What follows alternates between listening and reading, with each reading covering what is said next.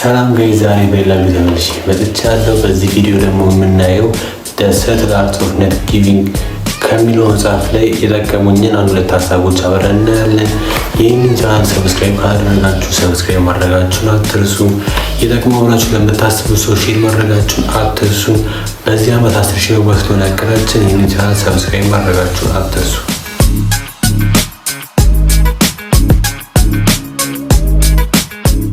በዓለም ላይ ትልቁ ስጦታችን ታይምና ኢነርጂያችን ነው። ታይምና ኢነርጂያችንን ወዴት የተጠቀምነው እንደሆነና ወዴት እያፈሰስነው እንደሆነ ማወቅና መረዳት ለህይወታችን በጣም ጠቃሚ የሆነ ነገር ነው።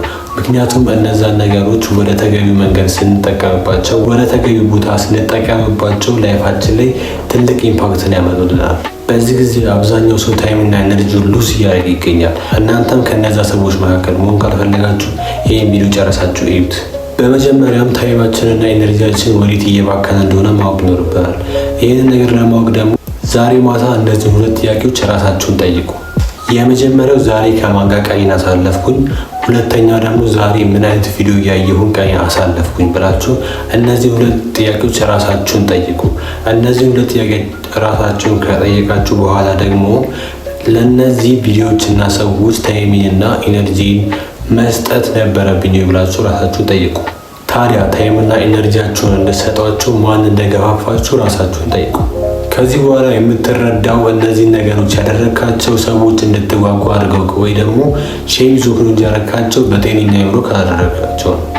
እነዚህ ነገሮች የምናደርጋቸው ሰው እንድንጓጓ አድርጎን ወይ ደግሞ ሼም ዞን የምናደርጋቸው ነው እንጂ በጤነኛ አእምሮጋችን የምናደርጋቸው ነገሮች አይደሉም። አስባችሁታል? ከሌሎች ጫጫታ ታርቀን ሰው ምን ሰራ ሰው ምን አረገ ሳንል ራሳችን እዚህ ዓለም ላይ ለምን መጣን፣ እዚህ ዓለም ላይ ምን ልጨምር ነው የመጣሁት ብለን ራሳችንን መጠየቅ ብንጀምር ለዚህም መፍትሄ መጽሐፉ እንዲህ ይለናል። በህይወት ታይምና ኤነርጂህን እየሰጣቸው ያሉትን 3 ነገሮች ዘርዝራቸው።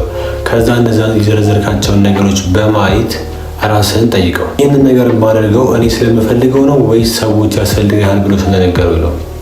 ለምሳሌ ሶሻል ሚዲያ የምትጠቀም ከሆነ ሶሻል ሚዲያ የምትጠቀመው ሰዎች ያስደስታሉ ስለነገሩ ነው ወይስ አንተ ደስተኛ ስለሚያደርግ? ሰዎች ስለሚጠቀሙና ያስፈልጋል ብሎ ስለነገሩ ከሆነ የምታደርገው እንደነገርኩ ታይምና ኢነርጂያችን ከፈጣሪ የተሰጠን ትልቁ ስጦታችን ነው። እሱን እያባከመው እንደሆነ አስብ።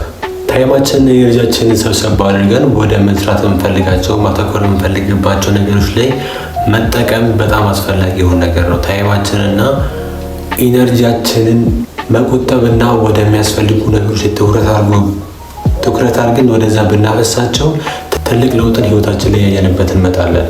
እንደነገርኳችሁ ደግሞ እስካሁን ድረስ የነበረባችሁን እስካሁን ድረስ ታይማችሁንና ኢነርጂያችሁን ሉዝ ያደርጋችሁ ከሆነ መጀመሪያ በነገርኳችሁ ስቴፖች ዛሬ ቀኔ ከማን ጋር አሳለፍኩና ምን አይነት ቪዲዮ አሳለፍኩላችሁ ራሳችሁን ጠይቃችሁ እነሱን በማስተካከል አብራችሁ የምታሳልፏቸውን ሰዎች በማስተካከል የምታያቸውን ቪዲዮዎች ጠቃሚ በማድረግ ራሳችሁ ላይ ለውጥ ማየት ትችላላችሁ። ጭንቅላታችሁን ማሳደግ ትችላላችሁ።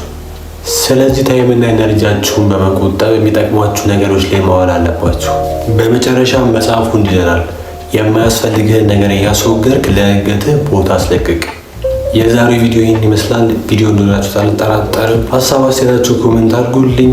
ይህንን ቻናል ሰብስክራይብ ካላደረጋችሁ ደግሞ ሰብስክራይብ ማድረጋችሁን አትርሱ። ይህ ቪዲዮ ደግሞ አብራችሁ ለምታስቡት ጓደኛችሁ ሼር ማድረጋችሁን አትርሱ። በቀጣይ ቪዲዮ በሌላ ሀሳብ እስከምንገናኝ ድረስ ሰላማችሁ ይብዛ።